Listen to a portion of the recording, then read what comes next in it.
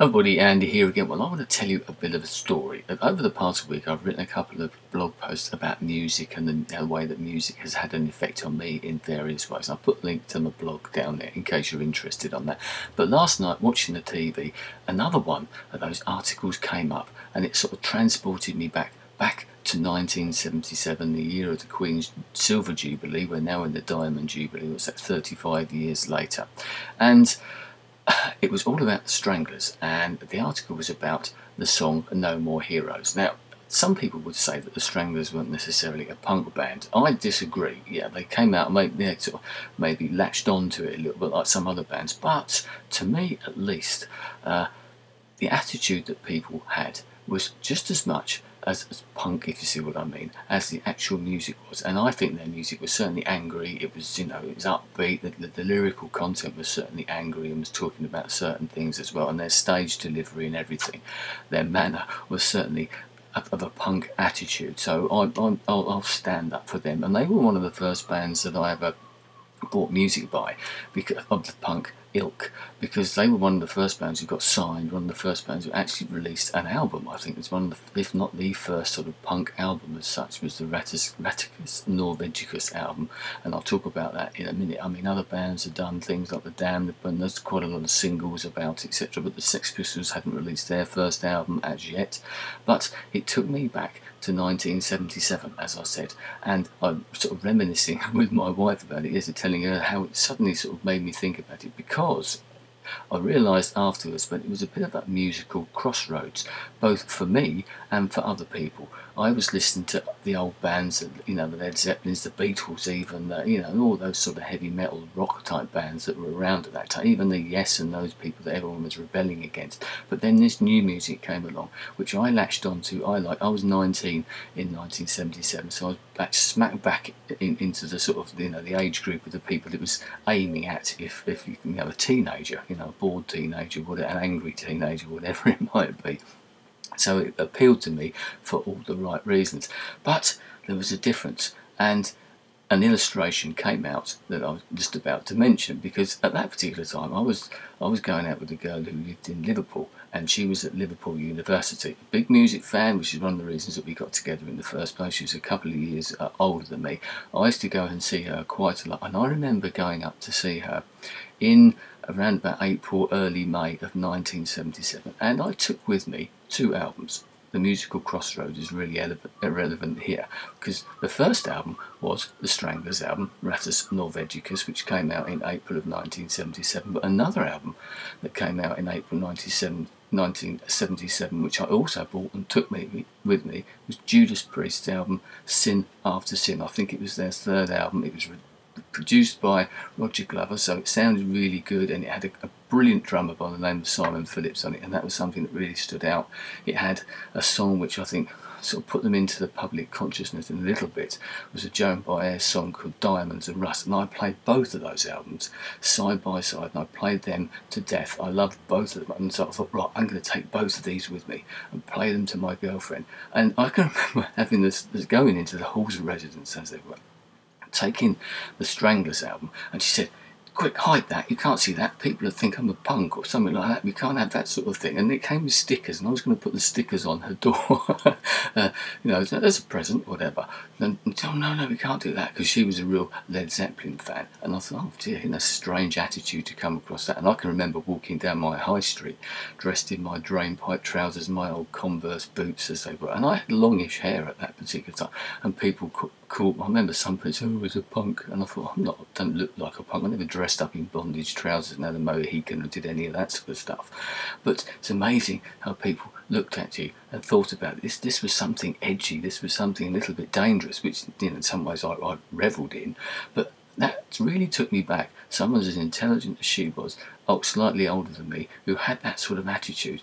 But I put the music on, and over that sort of period that I was there for the weekend, she got used to it, and I went back up there in the June, very near to the actual Silver Jubilee celebrations themselves, and by that time it had taken off a little bit more. And oh right, and the Stranglers were actually playing in Liverpool on the last day that I was there in a club called Eric's, which is in Matthews Street, or was in Matthews Street. I think they're resurrecting it, as I read recently. It's opposite where the cavern used to be, and I'm sure it's very similar to what the cavern was. It was down some stairs, it was little rooms and alcoves and things like that, and everybody played there.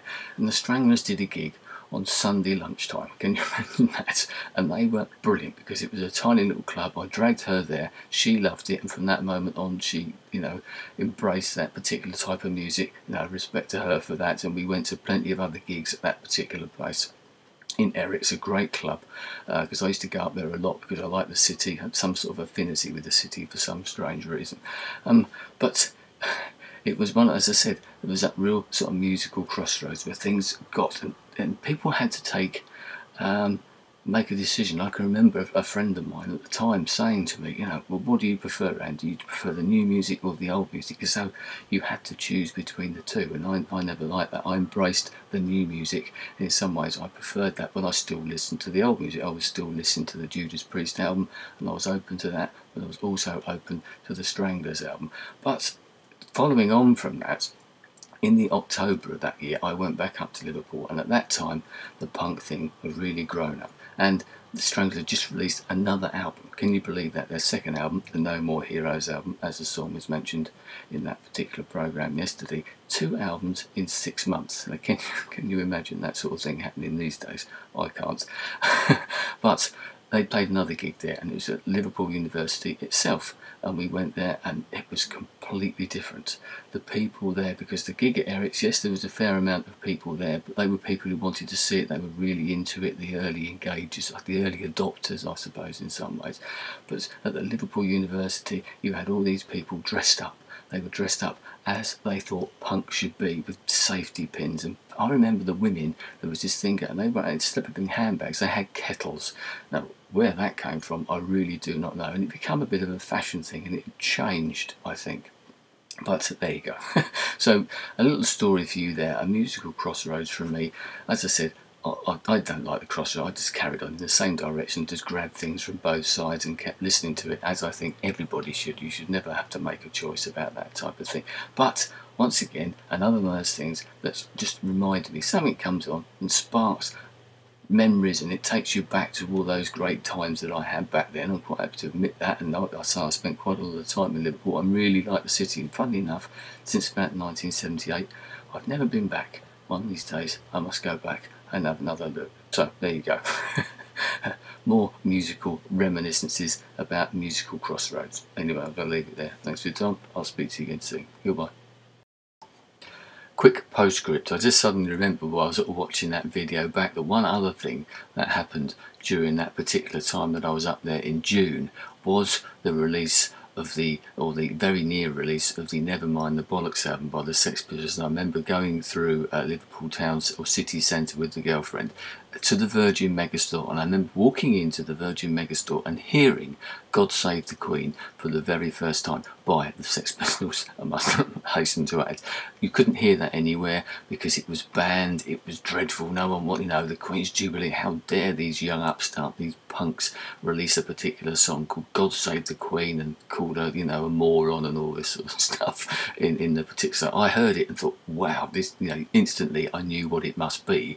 Can you imagine that sort of thing happening now with the internet and everything that's going on? So that was another one of those reminiscences. And actually, on the back of that, the actual gig that the Stranglers played, I do believe should have been somewhere else. It should have been at the Liverpool Empire, which is like a bigger theatre in the city centre, but it was transferred to Eric's, possibly because gigs were being cancelled, like Sex Pistols gigs were being cancelled because these punks were on the rampage type of thing. I mean, and I'll be honest, that Eric's gig was absolutely brilliant. Never saw, any time I went there, never saw a hint of trouble. The gig I went to in the October at Liverpool University had that dark, foreboding sort of feel about it, that vibe, that atmosphere, which you never got to me in the early days. It was only when other people sort of attached themselves to it and felt that it should be violent, that people should be spitting and all that type of thing. None of that sort of thing was there at Eric's, but it was at the university. Weird, isn't it? Just let the people be the people, these people who start latching on to fashion trends tend to ruin it in the end, don't they? Anyway, I'm going to leave it there. Thanks very much. See you later. Bye.